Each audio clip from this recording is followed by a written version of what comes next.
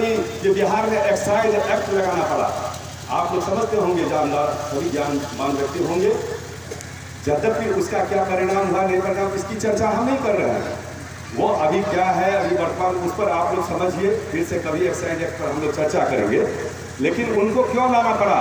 आज उस पर जो है करोड़ों रुपया सरकार का खर्चा हो रहा है। क्यों हो रहा है? क्योंकि माना गया है कि आदमी जो है जब नशा पान कर लेता है वो आदमी और जानवर में कोई अंतर नहीं रह जाता।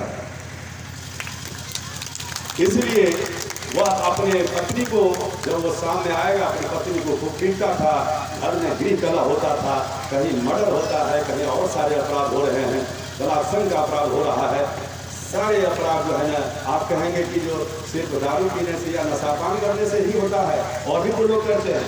घटनाएं होंगी, जब तक ये समाज रहेगा होगा, लेकिन जिस प्रकार से रफ्तार से नशापान करने से अपराध होता है उतना अन्य कारण से नहीं हो सकता है।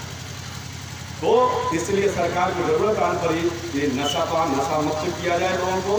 और जब आदमी, देखिए क्या होता है कि सभ्य समाज और असभ्य समाज में क्या अंतर है?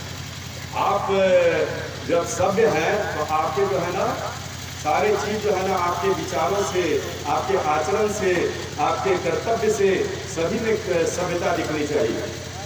तो काव्य शास्त्र विनोदेना कालो लक्ष्यधीनताम जस्नेन च मूर्खानां क्रिया कलहेनवा। जो मूर्ख व्यक्ति होते हैं उनका भी समय गुजर जाता है और वह विभिन्न प्रकार के बुनियाद को गांजा भांग शराब दारू इसमें उनका समय व्यतीत होता है, विभिन्न प्रकार के अपराध में उनका समय व्यतीत होता है, लड़ाई में समय व्यतीत होता है।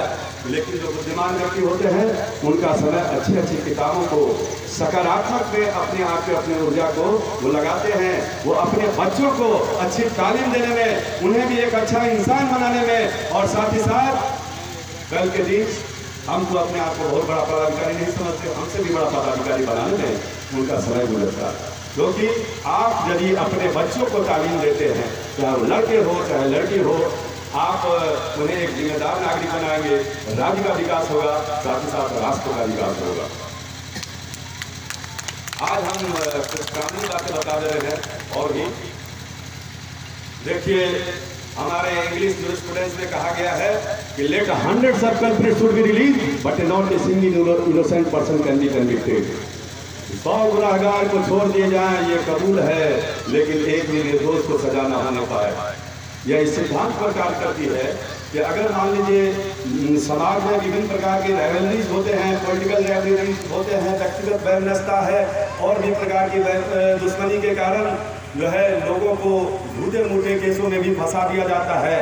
लेकिन ऐसे लोगों को अगर सजा हो जाएगी, निर्दोष लोगों को, तो बहुत बड़ा अराजकता आ जाएगा।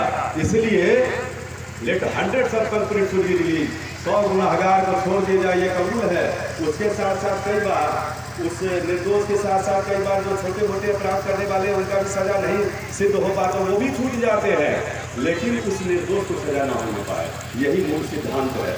लेकिन आप ये बात समझ लीजिए कि जब भी आप अच्छा कार्य करते हैं आपको पुरस्कार मिलता है, और जब आप बुरे काम करेंगे, अपराध करेंगे, तो आपको दंडित किया जाएगा। न्यायालय में आप जानते हैं कि दहेज प्रथा जो है 1961 ईस्वी में एक्ट बना था, दहेज प्रथा को बंद करो, और उसके लिए एक्ट बना दिया गया, लेकिन जन आंदोलन का रूप नहीं ले पाया, और जिसके कारण जो है आज भी चोरी छिपे लोग दहेज प्रथा को कायम रखे हुए हैं। बहुत ही घृणित बात है। हम लोगों को संकल्प करना होगा, समाज को जागरूक होना होगा। हम ना तो 1 रुपया किसी को दहेज के रूप में देंगे और ना 1 रुपया किसी से लेंगे। कोई भी कानून बना देने से नहीं होता है, जब तक उसको अमली जामा पहनाने का काम समाज ही करती है, क्योंकि समाज को सुव्यवस्थित और स्थापित करने के लिए ही कानून और व्यवस्था की स्थापना की गई है। लॉ एंड ऑर्डर किसके लिए बनाया जाता है? समाज को ही